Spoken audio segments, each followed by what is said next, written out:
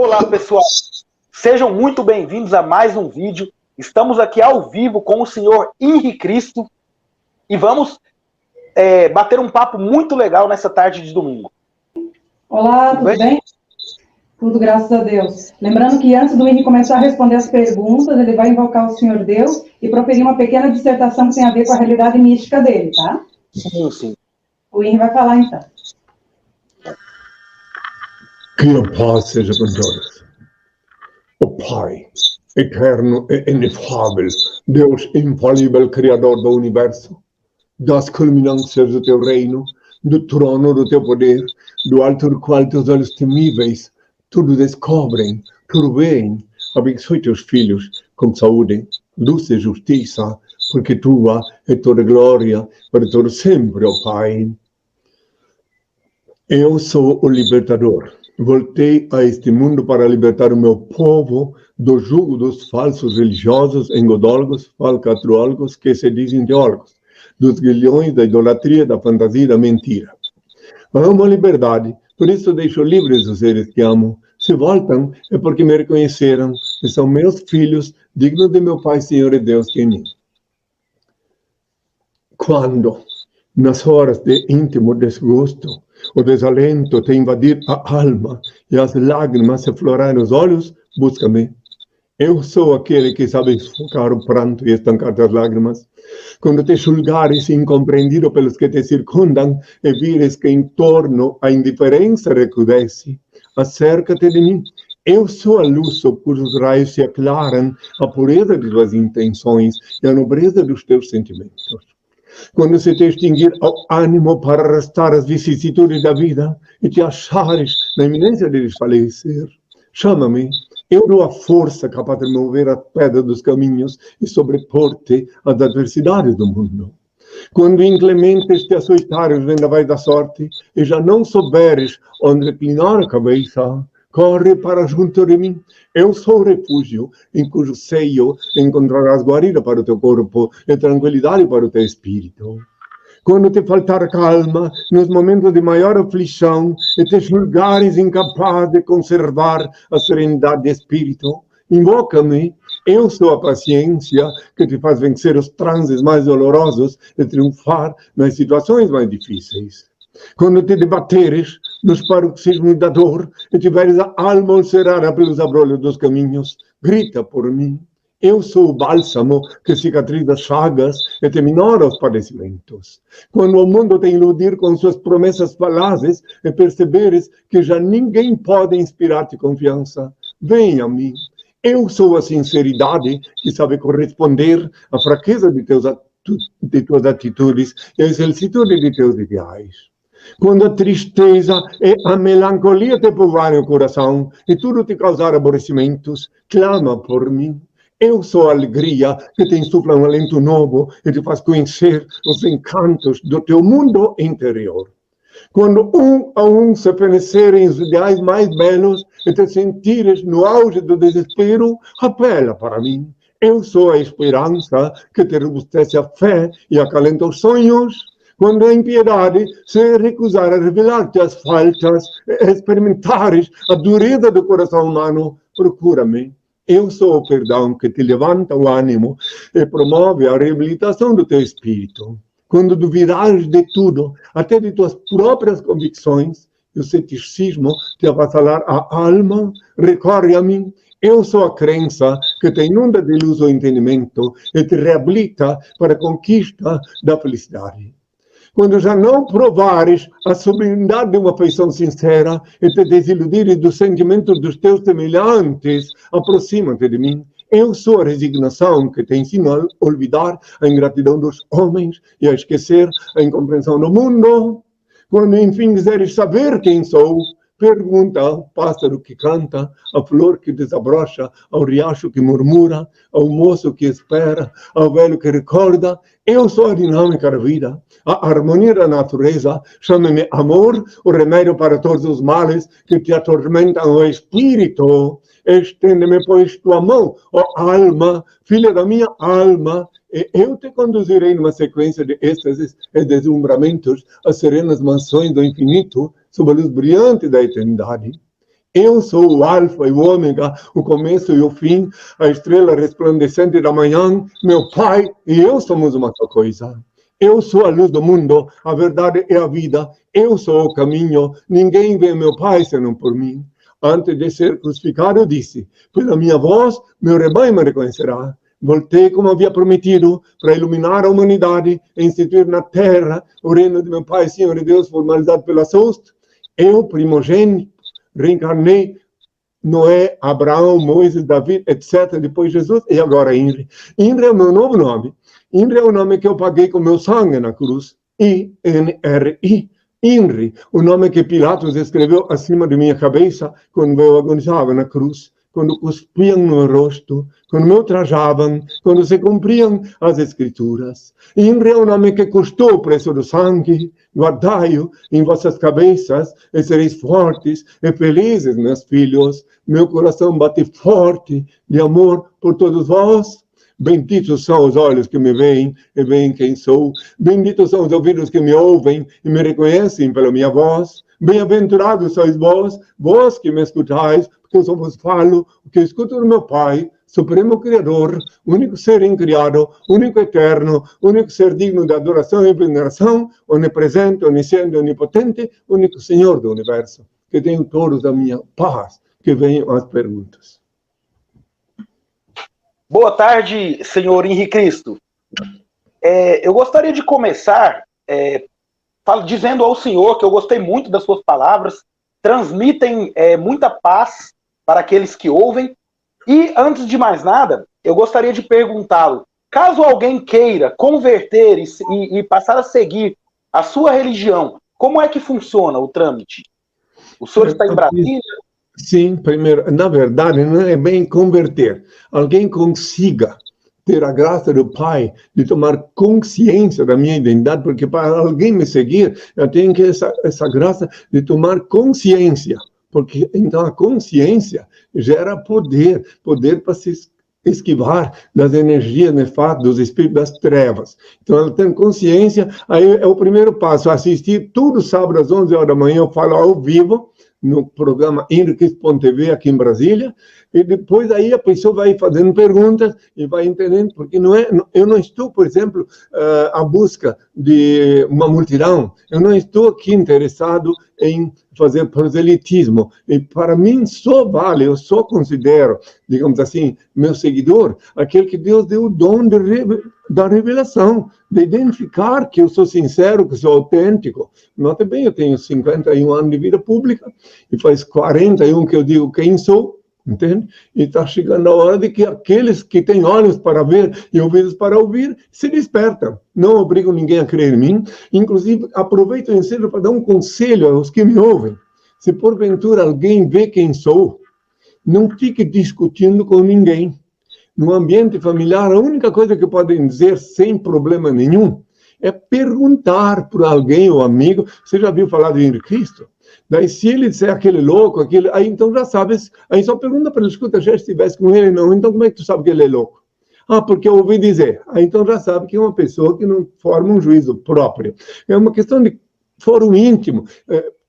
Insisto em dizer, respondendo a tua pergunta, ainda, que religião, quando não é um equívoco, é um embuste. Eu não sou religioso, eu sou filósofo da liberdade consciencial. Porque se Deus é onipresente, onisciente, onipotente, se Ele vivifica cada célula do teu corpo e cada partícula do teu sangue, tu não pode fugir dele nem na hora de cometer um pecado. Por que precisa de um malandro para te religar com ele? Por que precisa de pagar 10% do teu salário para um espertalhão que vai dizer que vai te religar com ele se ele está em ti? Mesmo quando tu comete um delito, um pecado, ele está vendo tudo. Ele é onipresente.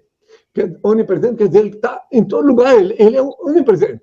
Agora, onde ele reina absoluto, é lá em cima. Mas não vou me alongar mais. Fico à vontade para tu fazer tuas perguntas, meu filho.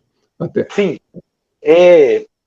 Eu gostaria de perguntar ao senhor onde o senhor nasceu nessa reencarnação e quem são os seus pais biológicos. Interessante.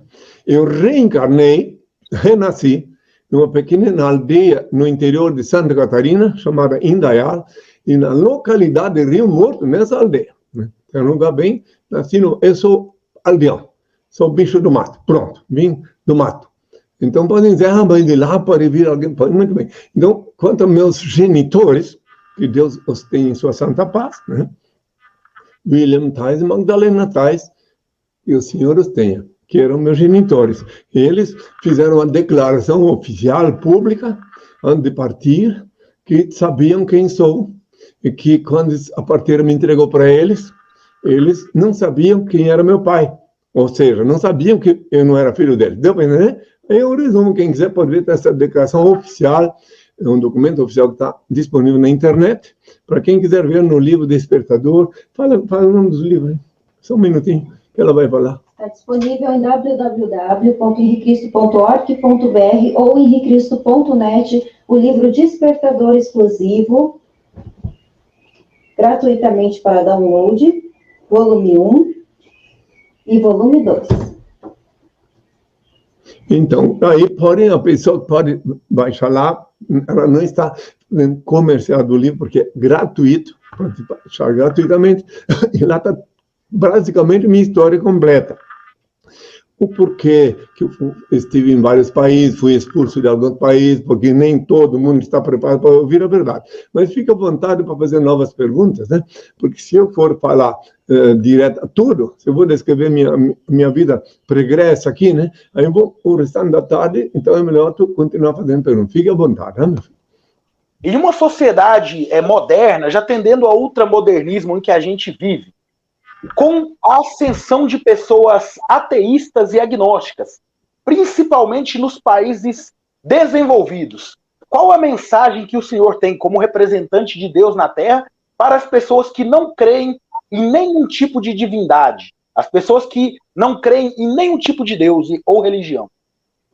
A mensagem que eu tenho a dar para eles é que eu sei, né, e que até louvo a capacidade deles de raciocinar e não querer, não se curvar a nenhum deusinho desse inventado pelos homens, né? Porque todos aqueles que são ateus, exceto os ateus ideológicos, o ateu ideológico é quase um retardado. Agora, o ateu que não crê em Deus porque não conhece, não sabe, porque ateu ideológico é uma pessoa que tem uma ideologia que o tornou ateu. Eu não vou entrar em detalhe. Agora, o ateu que é ateu porque não crê em nenhum Deus, é um bem-aventurado, porque ele não vislumbrou o eterno ainda, ele não teve ocasião, ele analisou, raciocinou. Geralmente os cientistas chegam à conclusão que todas essas mentirinhas que aplicam em nome de Deus são falsas, daí também não podem crer, porque eles usam o nome de Deus para mentir. Pois é, mentiram que eu fui para o céu de carne e osso. Então, uma pessoa que estuda ciência já... Não, essa é mentira. O cristianismo está baseado na mais vergonhosa, mais assintosa mentira, de que eu fui de carne e osso para o céu. Então, quer dizer que há um cientista que estuda, que sabe que lá em cima a temperatura confina 273 graus Celsius negativo, zero absoluto, não tem ar para respirar. Então, ele sabe que isso é mentira. Entende? Porque antigamente, quando inventaram essa mentira, não tinha os recursos de hoje. A ciência... Preste atenção, já que tu me falaste dos ateus, eu não quero escapar, quero falar. Naquele tempo, quando ocorreu a minha crucificação, então, preste bem atenção.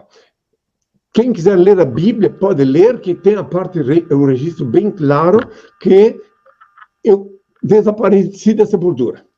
Também está bem claro, quem quiser ver, que José de Arimateia que me concedeu aquela sepultura, que mandou cavar numa rocha para mim. Aí depois que eu desapareci, por quê? Para quem raciocina, e os ateus raciocinam. Essa é a virtude deles. Então, eles que raciocinam sabem que não fui para o céu. Tá bom. Então, na sua conjuntura, aqui no Brasil e no mundo, um cadáver desaparece da sepultura, digamos, né? Já aconteceu várias vezes. Então, o que vão fazer? Vão na polícia, registram que desapareceu, e a polícia vai procurar. Morosamente, mas vai. Mas se não encontra, fica o dito pelo não dito. Agora lá não, meu cadáver desapareceu da sepultura, disseram que eu fui para o céu de carne e osso. Entendeu? E eu disse na véspera que no terceiro dia eu reapareceria sim. E reapareci, mas em espírito, mas não de carne e osso. Já visto que já no jardineiro lá, hortelão lá não me identificou, a mulher que foi lá não identificou que era eu, disse que era um hortelão, porque eu estava usando o corpo do hortelão.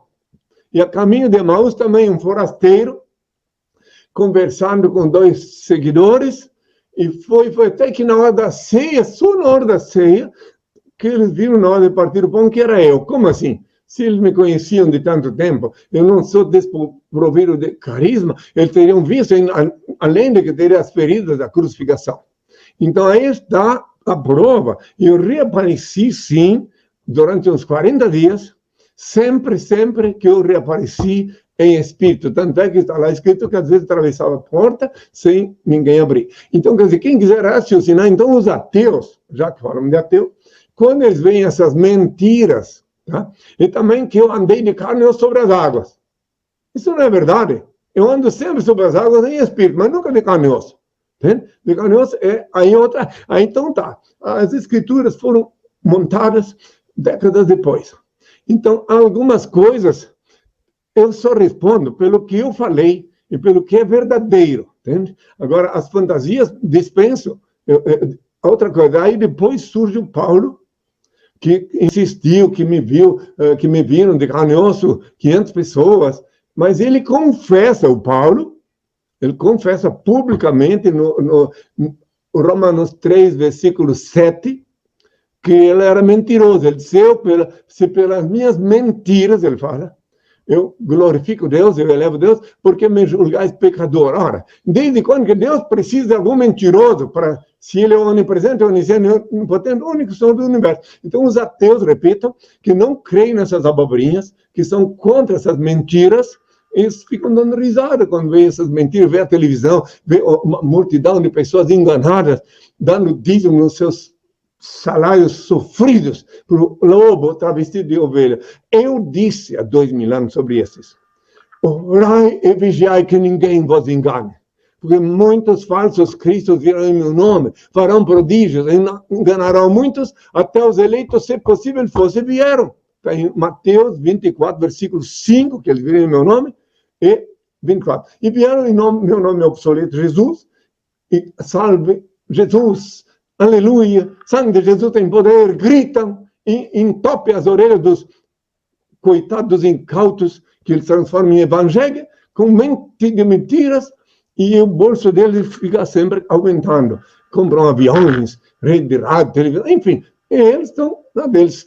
Quem encontra besta não compra cavalo, já dizia minha antiga discípula, né? O provérbio antigo. Mas, então eles já encontram em quem montar, né? Então eles mandam. E lá sentado em cima do evangelho, metaforicamente falando, eles ficam capturando outros incautos para dar o dízimo do salário para eles. E agora está havendo umas confusões aí no ar, com essa epidemia, não estão mais podendo apertar o cabrito da ovelha enganada. Tem algumas que estão se rebelando e até falando publicamente contra eles. Eu tenho visto. Que tenham todos a minha paz.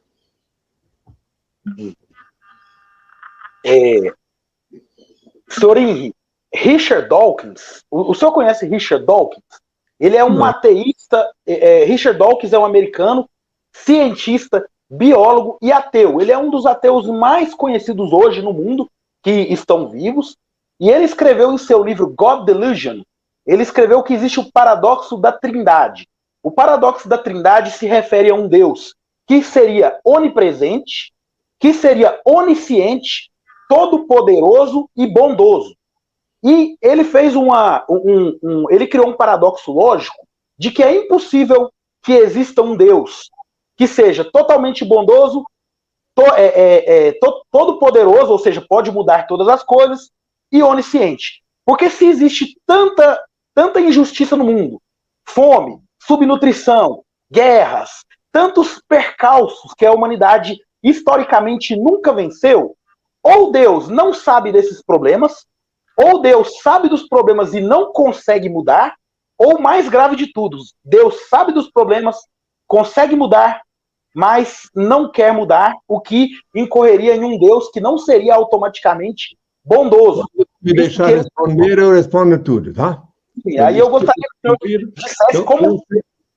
A primeira coisa que eu digo, não conhece cientista, mas estou com ele até 90%. E explico por quê. Primeiro, esse Deus, o meu Deus, a única coisa que ele não sabe, esse cientista, é como é que funciona o mecanismo da lei divina. O meu Deus, que é esse que eu ensino para a humanidade, coincidentemente, 99% está concordando com esse cientista. Só já explico a seguir o que não concorda. Então, Deus vê, sim, é que Deus criou tudo que podeis imaginar e que podeis ver e que não conseguis ver, foi Ele que criou. Ele é o Criador Supremo. Sim, não tem mãe. Imagine, o único ser criado ter mãe. Não tem mãe, né? Então já é outra mentira que diz que Deus tem mãe. Quem vai me atrapalhar aqui? Não. Que eu estou falando? Ah, tá. Então, muito bem. Que Deus, problema técnico. Quando eu falo nas coisas do Senhor, prefiro total liberdade. Então, voltando, então. Esse Deus, que é a quem eu sirvo, a quem eu dedico todos os segundos da minha vida, eles criou leis perfeitas. Aí eu vou responder aquela tua pergunta. Que pena que tu não fizesse umas 3, 4 perguntas e uma por uma, porque eu posso esquecer alguma, mas vamos lá. Fizesse um ninho de perguntas, né? Mas então, esse Deus, ele criou leis perfeitas. Preste bem atenção. E como ele é perfeito, ele criou leis perfeitas, e as leis perfeitas que ele criou, tão perfeitas são, que elas estão sempre regendo a Terra e os habitantes do mundo pela ação e reação. Então, por exemplo, nos tempos de Moisés, né? Nos tempos de Moisés, então, eu podia responder a esse cientista, que por que Deus... Eu estou falando contigo... Opa, então... Desculpa. Então tá, né? Que eu não... Vamos lá, então esse cientista... Desculpa, tá? Acontece que eu pensei que tinha um problema, porque tudo... Aí pode dizer, mas... Cristo pode pensar, Cristo sabe tudo. Não, eu não sei tudo, só meu pai. Só que eu estou falando com a pessoa, quando ela baixa os olhos, eu paro para lá, porque né, assim que eu estou vendo. Porque eu estou falando para todos, mas quem estou vendo aí, o porta-voz de todos és tu. Então, vamos lá. Então, esse meu Deus, meu Pai, meu Senhor e meu Deus, ele criou tudo, criou leis perfeitas, e como eu estava dizendo, ia dizendo aí, quando fui interrompido por tua ausência, que nos tempos de Moisés, criaram um bezerro de ouro, porque Moisés demorou para trazer as tábuas da lei. Bem, para aqueles que compreendem o que eu estou falando. Então, daí, por quê? Por que Deus não entregou logo a tábua da lei? Se ele é bondoso, ele sabia que eles iam digamos, prevaricar até o Arão. Justamente porque ele sabia, então ele deu ocasião aos que não eram para ficar, aos que tinham que purgar mais, que não podiam ser eleitos, não podiam ser escolhidos, que ele mostrasse as garras. Aí fizeram o bezerro de ouro para tentar dizer que Deus não existia e que nem mandaria Moisés de volta. E assim é tudo. Agora mesmo, meu pai me explicou há 2000 anos que quando eu voltasse, eu seria rejeitado a priori por minha geração, assim como aconteceu nos tempos de Noé, está em Lucas 17, versículo 25 a 35, seria rejeitado. Por que rejeitaram por minha geração? Eu mesmo questionei ao Senhor. Porque se eu chegasse aqui, todo mundo dobrasse o joelho, como é que eu ia saber quem são os dele? Quem são os que querem saber dele? Porque só para esse cientista, se um dia ele falasse comigo, eu explicaria que esses 8 bilhões de habitantes da Terra, não são 7 bilhões e meio, não, são mais de 8. Não tem muitos que são evoluídos, não tem muitos, a maioria são animais bestiais, tá? Que reencarnaram em invólucro carnal humano sem ter tido oportunidade de evoluir. Porque os humanos mataram as matrizes da ecologia, mataram as onças, os tigres, mataram, e daí, quando chega na hora de evoluir, ele tinha que continuar ainda nascendo de onça, de tigre, etc., e não tem matriz. Então, a lei da atração faz com que essas criaturas, esses espíritos não evoluídos, são empurrados para perto de uma mulher que está grávida e que não tem nenhum espírito evoluído para reencarnar. Explosão demográfica, que salta aos... Daí esta mulher que está grávida, reencarna, porque o corpo biológico é descendente dela e do marido, mas o espírito que está ali, ainda não está apto a viver como humano. Né? Isso é uma coisa muito complicada. Se o cientista um dia viesse falar comigo, eu ia explicar detalhes dentro da estatística e tudo. Porque preste atenção estatisticamente. Onde é que estavam esses 8 bilhões de pessoas? Se fosse para quem compreende e busca conhecer um neurometafísico sistema, onde é que eles estavam, digamos, há 2 mil anos atrás? Não deu tempo, muitos não tiveram tempo de evoluir para merecer um corpo, um invólucro carnal humano. Daí onde vem a pergunta dele, por que Deus não interfere? Porque ele criou leis perfeitas, e se ele interferisse, ele violaria a lei que ele criou. Ele é perfeito.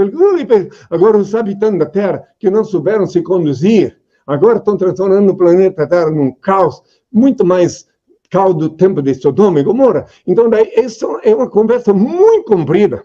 Mas essa tua pergunta, que fizesse que, aliás, essas 10 perguntas numa só, eu quisera numerá-las e dar uma por uma, mas concluindo. Então, esse cientista, tudo que tu falaste dele ali, a exceção do fato dele não compreender, não saber que Deus, por ser perfeito, ele não pode violar as leis que ele criou. Que daí, por exemplo, na Bíblia, a Bíblia é um livro de letras mortas, repleta de fábulas, lendas, parábolas, metáforas e até charada. E só com a anuência do Altíssimo alguém pode dar vida para aquelas letras. Nem pedir a ele inspiração. De preferência no quarto com a porta fechada, como eu ensinei há 2 mil anos. Muito bem, então a Bíblia, né? Lá na Bíblia é um verdadeiro caldeirão de conhecimento, mas com metáforas, fábulas, para só aqueles que querem saber a verdade interpretam. Senão, se tu vai ler a Bíblia sem a ajuda de Deus, tu vai sair matando mulheres e crianças, que lá está escrito que José matou, tu vai sair por aí praticando incesto, porque lá está escrito que Ló praticou incesto nas filhas, aí tu vai fazer coisas erradas. Se tu lê a Bíblia sem a anuência do Pai, tu também passa a descrer de Deus. Se tu vai ler a Bíblia sem a anuência dele, porque lá está escrito que ele se enganou, que ele se arrependeu. Então a Bíblia tem que ser lida com a ajuda dele. Ele, então, te explica, por isso que eu disse há 2 mil anos. Tu, quando orares, entra no teu quarto, fechar a porta, ora ao teu Pai Celeste, em seguida ele vê o que se passa e te abençoe. Mateus 6, versículo 6. E aí, nessa hora, tu pede para ele, para te mostrar os mistérios da Bíblia. Eu queria poder responder essa pergunta o restante da tarde, mas como tem alguma outra pessoa, quem quiser entender, entendeu, e quem quiser ver a minha resposta completa, tem mais de 400 perguntas respondidas nos últimos 30 anos na internet. Está lá, à disposição, tudo. Muito. Eu gostei da resposta do senhor sempre tem uma pegada filosófica. Eu gosto da forma como o senhor fala e expõe suas ideias. Deu para a gente entender muito bem. Eu gostaria de perguntar como é que o senhor enxerga o governo Bolsonaro, que é um governo que claramente não tem um plano econômico. A nossa moeda brasileira, ela está afundando, o dólar já está quase batendo R$7. Quase todos os dias, se não toda semana, a gente tem um escândalo envolvendo ele, os filhos dele, a família dele. É um governo que dissemina ódio, ódio contra as minorias, violência e porte de armas. Como é que o senhor está enxergando essa gestão do governo Jair Bolsonaro nesses 2 anos que o Brasil tem vivido, né, essa loucura, né? De novo, tu me fizeste uma dezena de perguntas numa só, né? Então, vamos lá. Resumindo, primeiro, eu sou o mesmo, de ontem, hoje e sempre. Eu sou o mesmo que disse, dai a César o que é de César, e a Deus o que é de Deus. Só para que tu entendas, talvez tu não sabes a minha história nem 10%. Eu fui expulso do Congresso Nacional em 98, né? Porque eu falei certas coisas lá, que se tivessem levado a sério o que eu falei, tudo isso que tu falasse agora não estaria acontecendo. Né? Eu fui expulso de alguns outros países também, da Inglaterra, do Paraguai, da Venezuela, a Venezuela. Eu fui expulso de lá. Não deixaram nem eu falar com os jornalistas. Tem uns 300 pessoas do lado de fora que querendo falar comigo de jornalista, enquanto que eu fiquei no Palácio da Imigração esperando a hora de ser custodiado para o avião da Avianca e ir para o Rio de Janeiro. Então vem de uma longa história. Então eu continuo dando a César o que é de César. E eu não posso enaltecer nem um governo, nem o passado, nem o presente. Por exemplo, vamos lá. Então, já que tu falou do presidente atual, né? O Brasil todo tem uma verdadeira veneração pelo Getúlio Vargas. E ele se suicidou. Tu não sabe, mas foi ele que oficializou, aqui no Brasil, com data e tudo, uma mãe de Deus, fria, gelada, feita de pedra, que foi encontrada sem cabeça no rio. Tá? Ele oficializou. Olha só, olha como é que são as coisas. Preste atenção, todos os governantes que tiveram, até o Janotinha Fernando Henrique Cardoso, eu mandava umas mensagens para eles. Mas depois que eu vi que não adiantava, eu tentava. Sempre tentei explicar o que eu estava vendo. Então, agora, eu já não falo, já não mando mensagem para presidente nenhum, não dou opinião para eles, para nenhum. Uma coisa só tenho que dizer, que quando alguém consegue sentar naquela cadeira incandescente, Deus escreve direito mesmo que por linhas tortas, tá? Porque usamos em torno das linhas. Então, me resta só ver que está lá. Agora, só quem decide quanto tempo fica, etc., é só Deus que também decide. Então, eu não posso, eu vejo, tudo que tu falasse aí, eu vejo pela mídia e tudo, só que, eu não opino. Agora, eu quero saber se tu gostou dos anteriores presidentes. Eram bons? Faziam boas coisas? Eu não sou opinião. Se o senhor tinha me perguntado, eu respondo. Pois é, faziam boas coisas, gostasse de certas coisas, que eu não vou citar nada. Entende?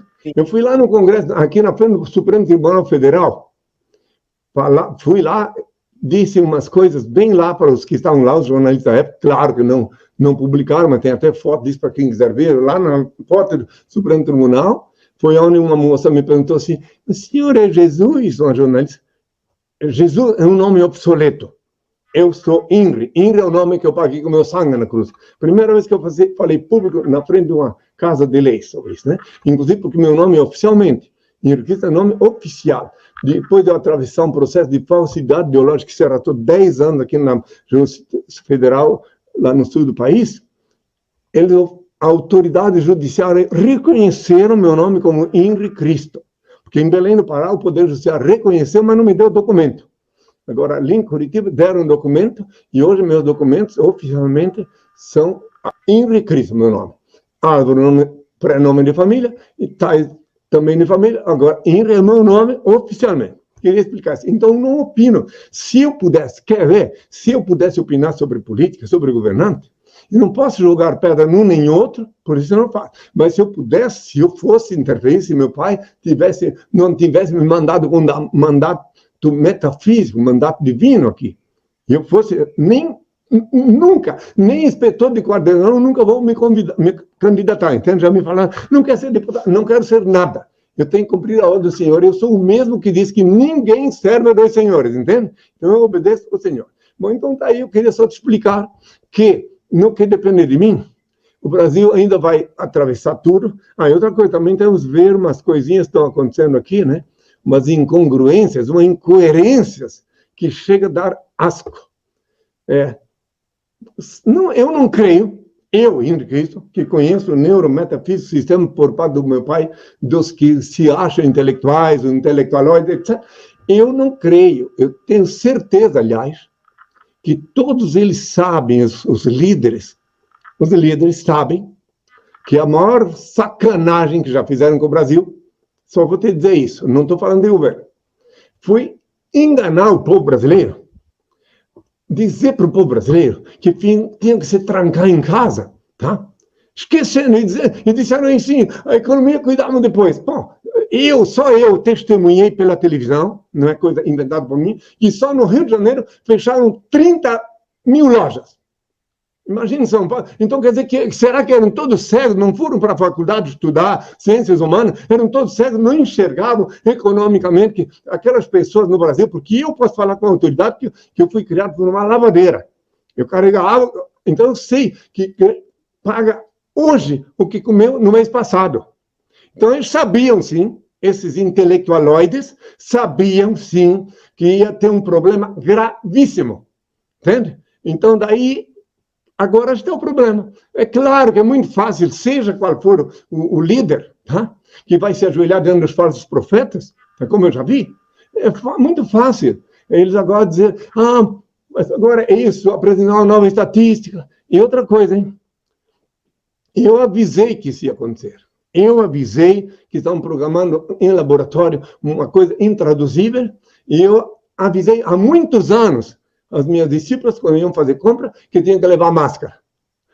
Muitos anos, não foi de agora, não. Agora virou moda. Elas diziam para mim, mas é muito escandaloso, se eu vou, porque eu disse, entra no elevador, põe uma máscara. Depois, eu dizia isso mais de anos atrás. E se for, porque às vezes ela ia pagar uma conta no supermercado, e a caixa estava gripada, e ela vinha gripada para casa.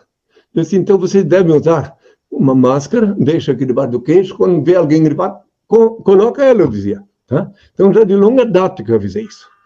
Muitos anos atrás, eu vi em Tóquio, pela televisão, um japonês no meio da multidão andando de moto, de máscara. Daí o jornalista disse assim, ele está de máscara porque ele tem consciência que não quer que ninguém pegue a gripe dele. Foi por conta disso que eu vi lá, que eu passei a dizer há muitos anos atrás para os discípulos, para não trazer para casa a gripe, né? É que fica uma semana tossindo, é horrível, né?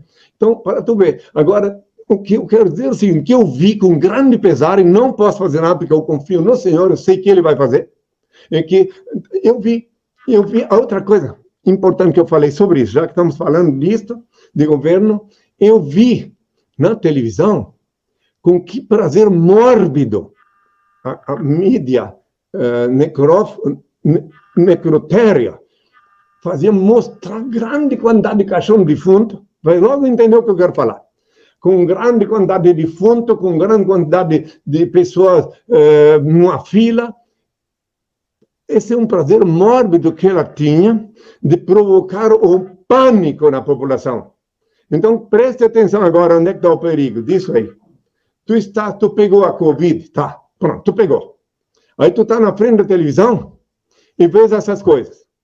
Aí quando chega a hora que tu precisa respirar, aquele fiozinho de vida que tu tens, que se tu tivesse pensando só no Altíssimo, tu conseguiria passar. Mas quando tu lembra dessas imagens, da sepultura sendo cavada em grande quantidade em valas, diz assim, é para lá que eu vou. Quando tu acredita que vais para lá, esse fiozinho de vida para tu respirar, fecha, tua mente fecha, e daí tu vai para lá, entende? E ao mesmo tempo os graúdos, os que estão no poder, decidindo comprar aparelhos de qualquer país do mundo, superfaturados, tudo em nome dessa pestilência que agora, pessoalmente, eu conversei com pessoas, eu vi pessoas que tiveram por esse fiozinho de vida, que chega um momento que se a pessoa não se concentra, é a hora que ela vai.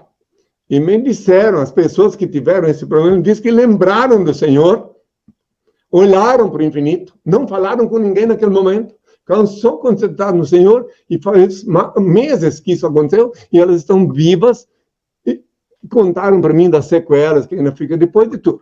Então, governar, meu filho, governo perfeito não existe, tá? Não existe. Só se... outra coisa, não existe governo teocrático. Sempre é um ser humano que está ali, ele vai sempre puxar a brasa para a sardinha dele. Entende? Então, só sobra pedir para o Pai. Uma vez eu estava em Belém, no Pará, em 81, quando cheguei no Brasil, estava discutindo, tinha uma multidão comigo lá, na Praça da República. Aí chegou um fanático político e gritou para mim assim, naquela época. E agora? E esse presidente que está aí, falou do Figueiredo, sabe? Sabe o que eu disse para ele? Já que ele está lá, não é? Ore para que ele não pratique maus atos, que ele seja humanizado. Mas o homem ficou revoltado e gritou, imagine, ele está mandando a gente rezar pelo presidente. O ignorante não viu que está para orar para que o presidente não cometesse desatinos. Aí, uma multidão começou a atacar ele, quando eu disse que para orar. Daí ele fugia para cá e fugia para lá, e a televisão estava lá filmando. Isso que eu estou te falando foi registrado e foi mostrado em público, isso que eu estou te falando, tá? Então, daí a TV, a principal TV, estava lá, e quando eu desci do pedestal que eu estava falando, deixai-o, ele também é meu filho. Naquele momento que eu disse isso, eram umas 300 pessoas que estavam empurrando ele, aí ele ia passando o ônibus naquele momento. Daí o ônibus, ele se agarrou no ônibus e foi embora. Isso a televisão mostrou no Fantástico. Isso, aí pronto. Mostrou e tal. Pode ir lá olhar, vai pesquisar, que tu vai ver lá esse momento, né? Em que o homem... na praça pública, no meio do povo, milhares de pessoas, me perguntaram, claro que eu sabia que eles estavam falando dele, porque estavam com raiva dele. E ele deu para ver claramente que era um militante estrangeiro, nascido aqui, mas estrangeiro. Daí, eles ficaram revoltados quando viram que eu disse, porque, presta atenção, a partir do momento que o cabra conseguiu chegar naquela cadeira, então não pode fazer mais nada agora. Tem que pedir a Deus que faça ele ser humano, que ele se humanize, que ele, entre os males, seja, entre os piores, seja o melhor. É isso. Eu acabei de citar para ter um presidente que se suicidou, né? E até hoje ninguém lembra mais disso, só lembra que ele é bom, que ele foi bom, e foi um ditador. Foi um ditador, que todo mundo sabe, só que eu estudei história. Eu recomendo aos meus filhos que, para compreender, hoje, tem que estudar amanhã. Eu sou teodidata. Na escola, só estudei 3 anos, na escola pública, ser alfabetizado. Mas meu pai me induziu a estudar antropologia, biologia, para eu ter um apanhado geral. Por exemplo, tem poucas pessoas que sabem, e são contra, blasfemam contra Darwin, né? Odeiam ele. E tem poucas pessoas que sabem que ele é um inspirado de Deus, ele não é teórico, ele não é teoria de Darwin, isso é a inspiração da evolução. Que 2000 e poucos anos antes dele, Anaximandro falou as coisas que ele falou aqui, com mais detalhes ainda. Então, os ignorantes ficam sapateando, balançando a cabeça, que o Senhor tenha misericórdia deles. Eu estou aqui só para cumprir a vontade do Pai, que tenham todos a minha paz. Sim. Falou de porte, a discípula aqui falou de porte de arma, né? Sim, tem questão do porte de armas. Pois é. Então é o seguinte, se tu tens acima de 7 mil neurônios, eu creio que tu tens, então tu has de compreender que nenhum governo ditatorial, depois de possuir o poder, deixa o povo com arma. Aí ele começa a limpar tudo, recolher as armas do povo, porque daí quando ele dá uma tossida assim, todo mundo, amém, amém. Tudo que ele fizer, o ditador, é assim que aconteceu na Alemanha, assim que aconteceu na União Soviética, só quem tem arma daí é os que estão aliados dele. Então, aí tu vais compreender, eu não vou citar nome, mas vou te citar um exemplo bom para isso. Como eu disse, tu és jovem, eu já venho de uma longa estrada. Eu testemunhei pessoalmente pela mídia como tinha um líder aqui na América Latina que ele, quando dizia que ia falar, todo o povo vinha lá escutar ele. Todo o povo. Aí de fora, a mídia, olha só, um líder. Só que ninguém parou para pensar, ou quase ninguém, por que todo o povo ia escutar ele. Eu sei por quê. Eu escutei, às vezes, ele naquele tempo era proibido aqui no Brasil, eu escutei de perto os pronunciamentos, eu escutava, inclusive, a Rádio Central de Moscou, né? Porque eu estudei tudo. Ninguém pode se dizer conhecedor das leis naturais se não for analisar todos os ângulos. Muito bem. Então, preste atenção, por que então, já estamos falando de política, por que ele consegue, a maioria esmagadora do povo vir lá escutar ele?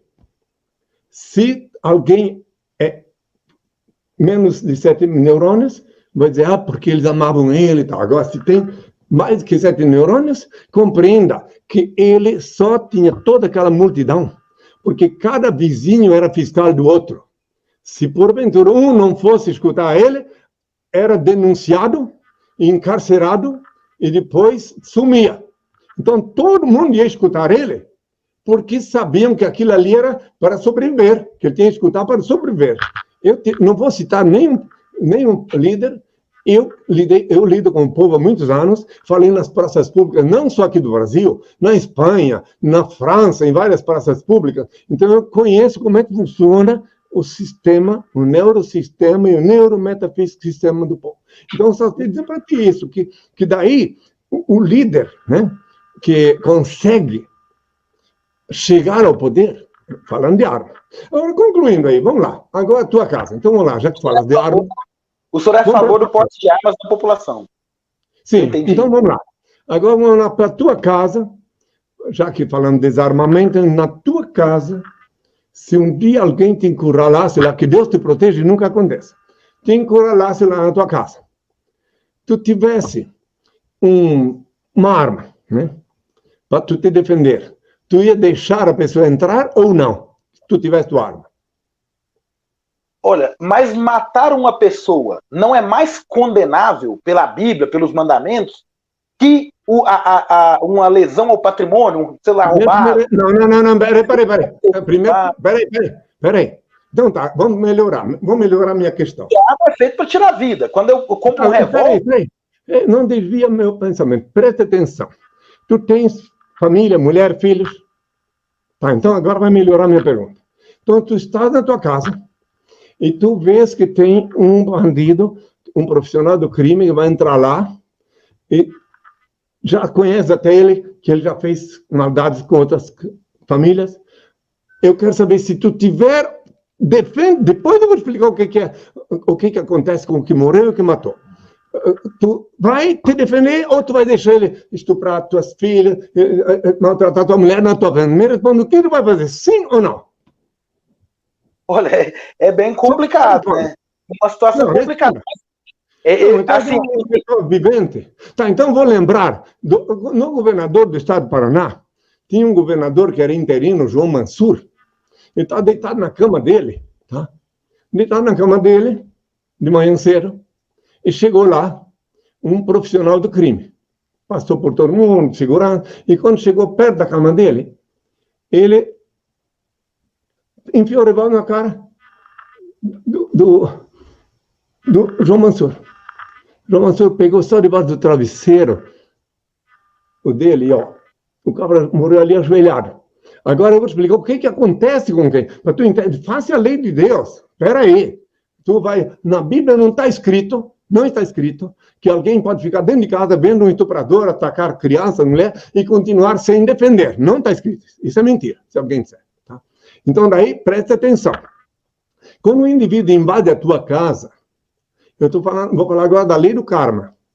O indivíduo invade a tua casa sem tua autorização, e se tu tiver coagido por ele a eliminá-lo, ele fica com a dívida de suicida, meu filho, porque ele se suicidou ao entrar na tua casa. Eu não podia entrar lá. Até na Constituição está escrito que do Brasil, pelo menos isso está escrito, que a casa é asilo inviolável do homem. Então, quando eu falo disso, eu sei, tu és uma pessoa estudiosa e tal, mas só que tem um detalhe. Tu não sabes o que eu sei. Tu não vives o que eu vivo, não vives o que eu vivi. Tá? Então, eu tenho uma opinião formada. Quisera eu... outra coisa. Então, tu pode dizer assim, mas Cristo disse para dar outra face. Tá? Vamos lá. Eu disse sim. Agora, quando eu disse isto, se desse outra face quando eu disse isto, o indivíduo ia recuar e ia parar para pensar, por que será isso? Agora, tu dá a tua outra face para tu ver o que ele faz, ele te degola. Então, nos tempos atuais, a defesa é legítima. Eu falo isso com a autoridade de quem passou por muitas situações constrangedoras, violentas. Eu fui prisioneiro dos Stroessner durante 7 dias em Assunção, na prisão política dele, do aeroporto para a prisão. Então, porque eu não queria saber de profeta lá. Tá? Tu sabe quem era o Stroessner, né? Ou não? Sim. Então eu tive em várias situações, eu vi coisas que poucos estão vivos depois de ver. Tá? Poucos, tá? Eu conheço todo o sistema carcerário, não só do Brasil, como dos outros países, porque eu tenho consciência mundial, universal. Na minha condição, eu não posso ser limitado, entende? É um país, dizer assim, não, estou aqui, reencarnei aqui, mas eu não sou brasileiro, sou universal. O Brasil me deu cidadania, tá? Eu tenho documento oferecido pela autoridade brasileira, mas eu sou universal, eu tenho consciência universal. Eu sei coisas sem ver na mídia que estão acontecendo lá na Ásia, tá? Coisas horrorosas estão acontecendo. E então eu tenho que ter para cumprir minha missão. E não quero viver aqui na Terra um segundo só a mais do que o tempo que meu pai tem para eu cumprir minha missão. Eu conheço um lugar muito melhor para viver do que aqui. Quero te garantir isso, tá? Mas é claro que eu conheço. Né? Eu vim de lá e para lá pretendo voltar assim que terminar a minha missão. Vamos lá. Quanto a outra face, eu já disse que se der outra face, a pessoa te degola. Eu disse agora mesmo. É questão de no tempo atual. O posicionamento do senhor foi bem claro. Agora, o senhor mencionou o céu. O senhor já esteve nos céus e eu cresci vendo o senhor na televisão. Eu até me tornei um fã do senhor, que eu vi o senhor no programa do Jô, eu vi o senhor no programa do Ratinho. E eu gostaria de fazer essas duas perguntas em uma, mas é bem simples. Qual a visão que o senhor tem da Igreja Católica? E se o Padre Quevedo, o senhor lembra do Padre Quevedo? Se ele foi para o céu ou para o inferno? Então, assim, como o senhor vê a Igreja Católica, se o senhor acha que o Padre Quevedo hoje está no céu ou está no inferno? Porque... Então, eu vou primeiro responder uma pergunta, depois a outra. Qual é que tu queres que eu responda primeiro? Primeiro a visão que o senhor tem da Igreja Católica, né? Que ela meio que apostou do nome de Jesus, né? A Igreja Católica Apostólica Romana, isso é só cego, só quem tem menos de 7 neurônios que não vê, ela é a expoente da Madonna do Apocalipse 17. Lá está explicado o que ela é. Está lá, pode ver lá. O dono do Apocalipse 17 é o que ela é. Tanto é que ela é sediada na cidade das 7 colinas, que está lá escrito. Está sediada na cidade das 7 colinas, tá? E lá no Apocalipse 17 fala das 7 colinas. Então, para enumerar as coisas da igreja, primeiro que a Igreja Católica Apostólica Romana não é cristã. Tá? Finalmente, agora ela está... Então, primeiro, porque o imperador Constantino, no século IV, foi o mais pragmático, o mais sagaz líder que a Roma teve. Tá? No século IV, ele deu um golpe magistral. Ele cansou de ver que matava os cristãos, e se multiplicavam, porque os parentes daí que nem acreditavam em mim, passaram a acreditar, depois viam o parente morto. Então ele percebeu que o golpe que ele deu foi dizer assim, eu vou paganizar os cristãos, fingindo cristianizar os pagãos. A prova que ele conseguiu o que ele queria, que ele mudou até o dia que eles guardavam para o sol, que eles adoravam, pelo dia do Senhor, que é sábado. Ele mudou domingo. Eu até gosto que venha 2 dias para o Senhor, pronto. Melhor até 2 dias do que um só. Ele, nesse golpe magistral, ele conseguiu abduzir os cristãos que estavam cansados de morrer também, assim como tu deves ter visto, né? Pela história, se tu estudou a história, né? Então, daí para finalizar a sapiência dele, ele só se batizou na hora da morte. Pode ver lá. Porque até então ele era o imperador. Mas na dúvida, na hora da morte, pediu para ser batizado, tentando que... Bom, essa parte... Então, voltando ainda à igreja, já que tu me perguntasse, no século VI, é bom que estude os anais da história. No século VI, o imperador Justiniano, que desposara uma mariposa, uma mulher-dama, né? Bom, naquele tempo, bom, a elite então não é mariposa, é cortesã, desposou uma cortesã, uma linguagem mais, né, mais sofisticada para o imperador, Teodora. E a Teodora começou, naquele tempo, o império estava sediado em Istambul, atual Constantinopla, atual Istambul. E aí ele começou a ver lá nas portas do palácio, a Teodora começou a perceber o regozijo das 500 ex-colegas dela, que agora é nossa colega imperatriz, né? E daí ela resolveu cessar. Usou aquele mesmo poder que ela usou na alcova para casar com ele, para convencer ele que tinha que eliminar essas ex-colegas. Pode vai estudar o anais da história. Claro que aqui na América Latina não se ensina isso na história, né? Então, aí depois tá. Daí depois que elas, as colegas, foram extirpadas, aí vozes mais poderosas vinham lá para a porta do palácio. Assassina, assassina, terás que morrer 500 vezes, aludindo à lei da pré-existência da alma. Quem conhece as leis naturais sabe que a alma pré-existiu. Por isso, Sócrates foi assassinado oficialmente, porque ele morreu testemunhando da pré-existência da alma. Ele sabia que não ia morrer, apenas ia desenganar. Muito bem, voltando.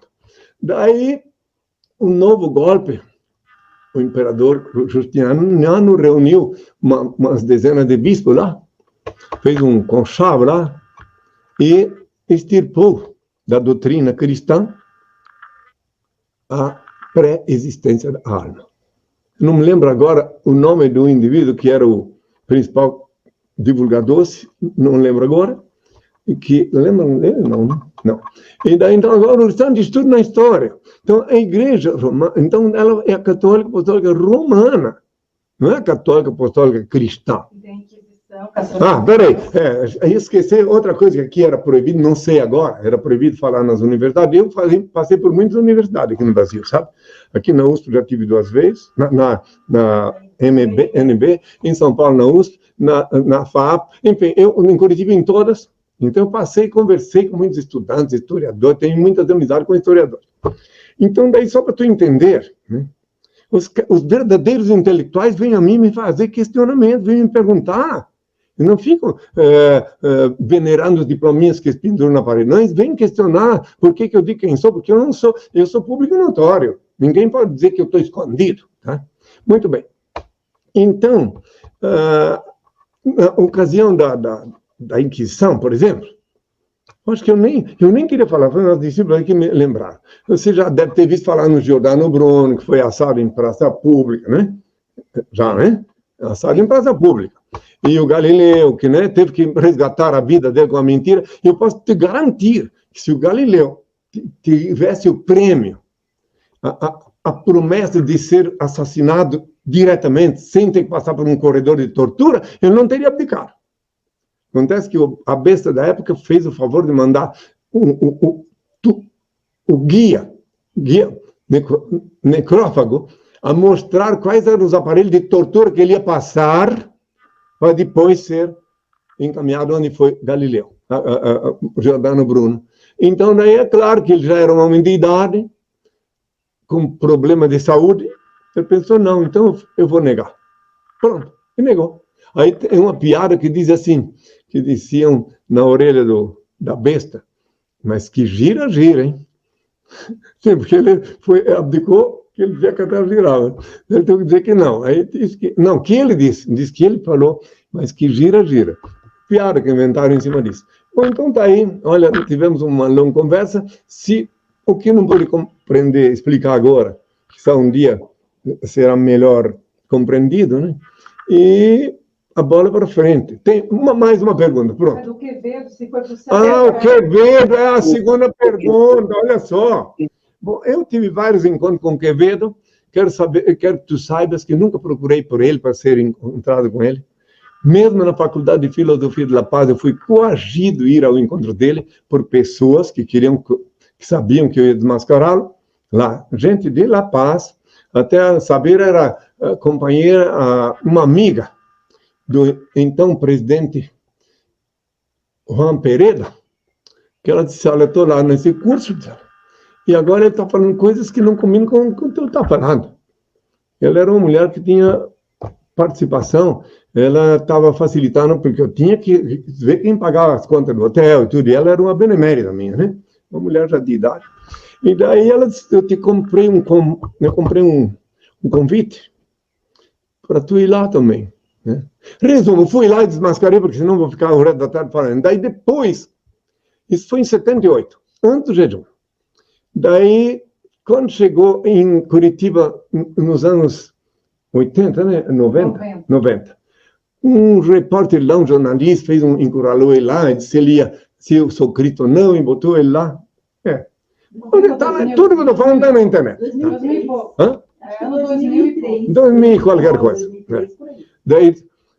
Daí perguntou para mim se eu aceitava, perguntou para ele se ele aceitava o encontro comigo, ele já tinha me visto várias vezes na televisão, só que ele não lembrava de La Paz.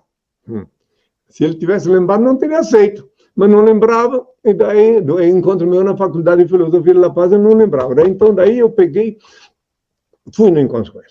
Fizeram uma aula, mas você pode ver uma coisa bem louca. Ele trouxe uma curriola de fanáticos, daqueles que eram escravos dele, e eu fui com a minha turma, bem reduzida, é claro.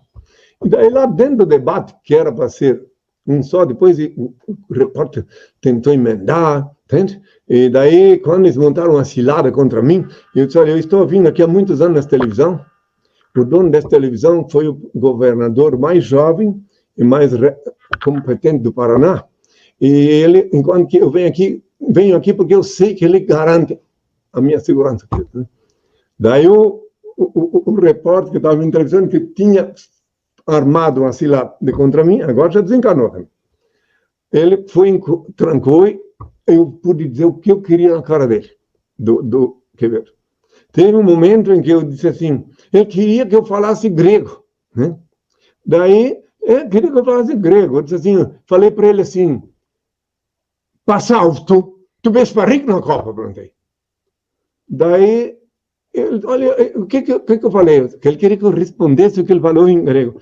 Pois é, eu disse, tu cala a boca, que tu és louco da cabeça. Tu vês para rico da Copa? Disse, louco da cabeça, porque tu estás me enfrentando sem sentido, né? Enfim, aí olha aqui, depois desse encontro, em São Paulo, cada vez que uma televisão me anunciava que eu vinha para a televisão, ele ia lá, ele aparecia lá como um rato que come as migalhas, né? E daí eu tinha que, de novo, aí ele teve um momento que eu percebi que o povo começou a pensar. Quando ele dizia que era parapsicólogo, eu digo, ele é vendedor de diploma de ilusionismo, eu dizia. Ele vende, não é porque ele morreu, que ele desenganou, que eu vou dizer que ele... Não, era vendedor de diploma de ilusionismo, foi o que eu já falei lá em La Paz. E quando eu me encontrei com ele ali em Curitiba, que tu pode ver lá na net, tá lá para ver, ele não lembrava de La Paz. Deus assim, lá em La Paz tu fosse muito mais bem educado, eu disse. Tu segurava o microfone para mim, agora aqui tu tá com essas malcriações. Né? E aí depois em São Paulo ele confessou.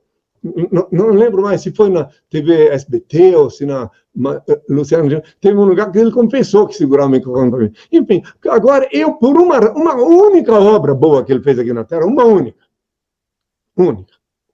Ah, outra coisa, eu disse lá em Curitiba, pode ver na internet, que ele era o Tomás Torquemada. E se tu olhar a foto do Torquemada e a dele, tu vai ver de perfil tudo. Reencarnação. Entende? Daí, então, eu dei a minha última coisa que eu falei para ele, o que eu posso dizer dele, que ele fez uma boa obra, uma única obra, mas também não tem grande crédito, porque é um mentiroso, mas ele falou que o sudário é autêntico. Então, por conta disso, eu pedi ao Pai misericórdia pela alma dele. Pronto, porque conta desta obra. Agora, o restante eu não vi nada. Ah, outra coisa, se tu fizer analogia, que ele aqui era uma espécie de caçador de enigma. Não, caçador de... Como é que era o nome? Como é que era o nome que ele tinha? Caçador de enigma. Não. Era no Fantástico quadro que ele tinha. Pois é. Então ele ficava caçando as pessoas que... Ele, um ilusionista, porque como ilusionista ele sabia identificar os parceiros, né? Então ele ficava caçando essas coisas, né? Preste bem atenção. Faça a analogia. Ele fazendo esse trabalho, vai lá, dá uma olhada nas pesquisas, e olha lá depois o Tomás Torquemada, que nasceu em Madrid também como ele, né? E que lá em Madrid ele fazia exatamente, ele caçava em Madrid, há séculos atrás, os que eram enquadrados como herege, e torturava e matava, e depois aqui no Brasil ele veio caçar os colegas ilusionistas que ele não queria concorrência, entende? Isso eu estou falando aí, eu falei publicamente várias vezes, eu não estou dizendo nada de novo. Agora eu vou pedir ao Pai a bênção. Olha a pergunta que ele me deixou por último, né? Eu tinha perguntado se ele foi para o céu, para o inferno. Mas eu acabei de dizer que eu pedi a misericórdia a ele. Agora, o Senhor que sabe. Eu pedi por uma coisa. Por esta que ele testemunhou com veemência a autenticidade do sudário, é que eu então pedi, né, que o Senhor misericordioso perdoe os pecados. Quem quiser compreender, compreenda. Quem quiser analisar a história, analisa. E ninguém consegue entender o momento atual e nem o porvir se não estudar lá atrás. Se alguém quiser compreender o atual, e o porvir, tem que estudar história, tem que ir lá atrás. Não a última guerra mundial, não, tem que ir mais atrás. Aí compreender, aí pode montar um quebra-cabeça, porque a lei ação e reação sempre está em vigor. Entende? Pessoas fazem... por um dia desse, tu manda para ele, vou mandar uma circular intitulada A Verdade Irrefutável. Vou mandar para ti, para tu analisar bem. Ali nessa circular está explicado bem claro que eu não fui para o céu de carne e osso, com detalhes, tá? Então, daí vou pedir ao pai agora a bênção. Depois... se um dia quiser vir aqui visitar... Alô? Quem? Pois não, fala aí da Soust. Se um dia quiser vir aqui em Brasília me visitar, claro que tem que combinar, porque às vezes eu posso não estar aqui. E daí também porque eu tenho que manter uma organização, né? Organização do Reino de Deus. O Reino de Deus não é obrigado a querer, mas formalmente, no tabelião, no estatuto, está lá, que é a fundação do Reino de Deus na Terra, cumprindo a promessa que eu fiz há 2000 anos, está tudo lá. E que a SOST é o Reino de Deus instituído na Terra. Não é uma igreja comum. É o Reino de Deus. Tanto aqui que não tem a casa do nome. A reunião minha aqui é sábado às 11 horas da manhã, que o mundo inteiro pode ver. Mas não tem aquela história, conte a bênção, irmão. Não tem aquela história, enfiar a mão no bolso para pegar o dízimo de ninguém. A SOST vive da autenticidade. Entende? Me perguntam, mas então como vives? Não cobra um dízimo, não pede esmola. Como vives? Os livros estudados de graça, sim, os virtuais de graça. E os que querem de papel, então solicitam ao MEP, Movimento Eclético para o Reino de Cristo. Muito bem, então daí, do que vives? Se assim, eu vivo da autenticidade e ensino os meus filhos a fazer exatamente igual a 2000 anos. Há 2000 anos eu disse, dá com a mão direita sem que a esquerda saiba quando. Não foi que eu falei assim? Pois agora apenas atualizo modernamente, eu digo, clica com a mão direita sem que a esquerda saiba quanto. Clica. Então, tem uma conta pública que está lá na página da SOS. A pessoa vai lá, anonimamente, silenciosamente, sem tocar corneta, né? Claro, tem os beneméritos antigos, mais próximos de mim, que me visitam, mas tem os anônimos, entende? E cada um é cada um, entende? E eu sou contra, eu acho abominável essas chantagens que fazem com pessoas, eles são tão absurdo que fazem. Às vezes um operário chegou do serviço, um colega dele disse que ele recebeu salário, diz lá na igreja, daí já vão em cima dele, fogueira santa, não sei mais o que, e enfia a mão no bolso dele. Estou cansado de ver queixas públicas sobre isso. Isso é pecado, isso sim é pecado. Isso é pecado, esse é um assalto sem usar arma de fogo. O que tu falou ainda há pouco? Eu gostaria de agradecer ao senhor por essa entrevista. Eu acho o senhor uma pessoa extremamente carismática, gosto da forma como o senhor fala, transmite paz. Então eu gostaria de agradecer profundamente. Assim que possível eu pretendo visitá-lo aí na SOST em Brasília. Pronto.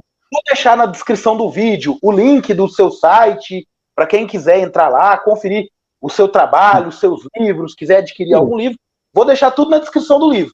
E quando o senhor for fazer a oração, eu vou colocar o senhor na tela inteira, tá bom? Pode ser? Tá bom, eu vou pedir o seguinte, já que o nosso colóquio foi até aqui, eu vou pedir ao Pai a bênção, mas antes de pedir a bênção, eu vou passar uma mensagem, tá? Curtinha, tá? Tá bom? Uma mensagem, né?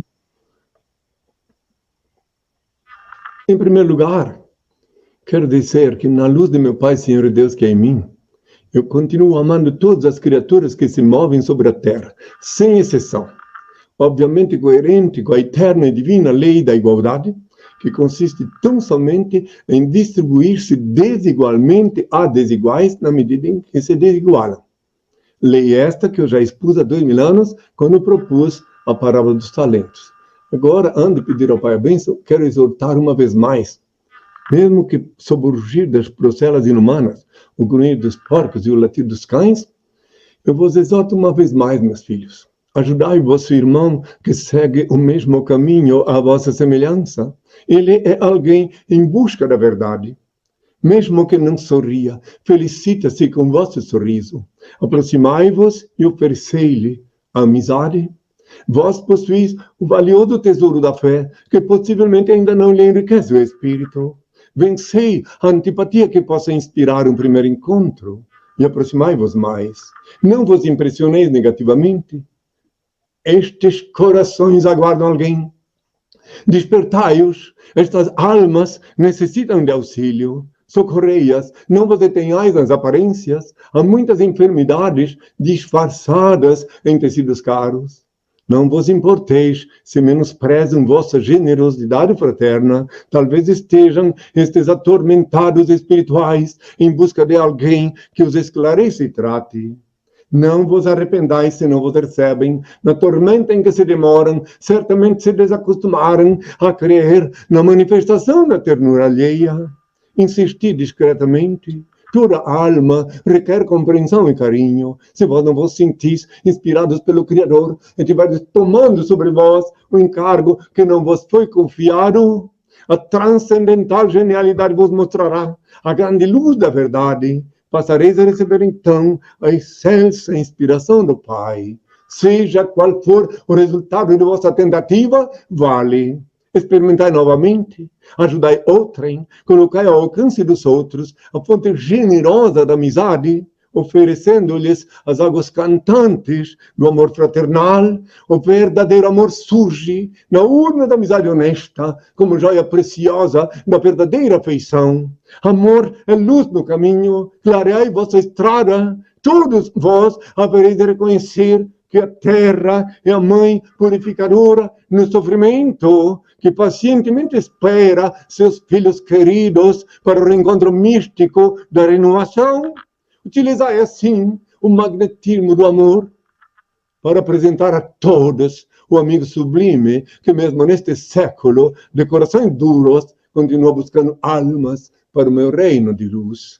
Agora eu vou pedir ao Pai a bênção. Aqueles que querem participar da bênção, põem a mão assim, olhos bem abertos, e o Senhor derramará sobre vós a bênção. Ó Pai, eterno e inefável, Deus infalível, Criador do Universo, das culminâncias do teu reino, do trono do teu poder, do alto do qual teus olhos temíveis tudo descobrem, tudo veem, abençoe teus filhos com saúde, luz e justiça, porque tua é toda glória para todo sempre, ó Pai. Que a paz seja com todos meus filhos. Sábados, ao vivo, às 11 horas da manhã, tem Henri Cristo TV. Mandem suas perguntas através do e-mail henricristonaoweb@gmail.com e acessem www.henricristo.org.br ou henricristo.net, onde Henri já respondeu mais de 400 perguntas e onde está disponível gratuitamente para download o livro Despertador Explosivo, volume 1, repleto de fotos,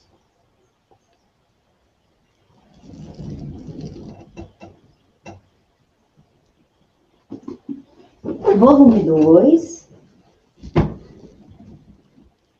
Henri Cristo, todo olho o verá. Em Brasília, uma excelente semana a todos e até sábado, pessoal.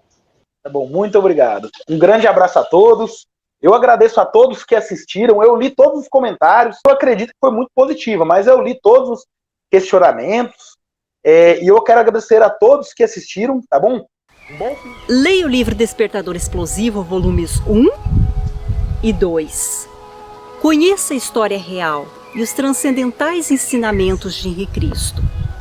Este livro desperta as consciências, explode as viseiras e os dogmáticos cadeados do raciocínio. Ele é um mudo que fala, um cego que guia, um surdo que responde, um morto que vive e ensina a viver. O livro Despertador Explosivo é a chave do reino de Deus. Está disponível para download graciosamente em nossos sites oficiais, henricristo.org.br ou henricristo.net. Acesse Henri Cristo, todo olho verá.